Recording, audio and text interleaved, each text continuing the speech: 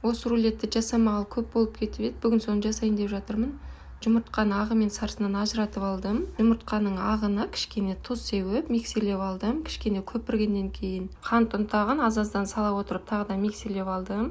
Қоюланған кезде лимонный кислотадан кішкене септім және кукурузный крахмал қосып, 1-2 ғана араластырып, сосын осылай пергамент қағазының үстіне құйып шықтым. Және алдын ала қыздырылған духовкада 140 градуста 40 минут пісіріп алдым. Крем чиз жасап, меренга суығаннан кейін арасына жағып, осылайынан пергаменттің көмегімен орап шықтым және тоңазытқышқа қойып қойдым. Бетін әсемдеп, онда ештеңе жасамадым. Сонымен қатар кешкі тамаққа шорпа жасайын деп ет салып қойған едім. Пісіп тұр екен. Ноқаты мен картобын салып қойдым. Және үйде бар заттардан бір салат жасадым. Қосымша айта кетейін, егер тамақ жасауға уақытыңыз болмай асығыс болып жатсаңыз, осы Яндекседе қосымшасы арқылы кез келген мейрамханадан қалаған тамағыңызға тапсырыс бере аласыз. Жай ғана тапсырыс беріп қана қоймай, осы промокодты қолдану арқылы алғашқы 5000 теңгеден асқан 3 заказыңыздың әрқайсына 1500 теңгеден жеңілдік ала аласыз. Бұл промокод Астана, Алматы, Атырау, Ақтөбе, Қарағанды, Қостанай, Шымкент қалаларына жарамды. Сонымен жасаған рулетім осындай болып шықты.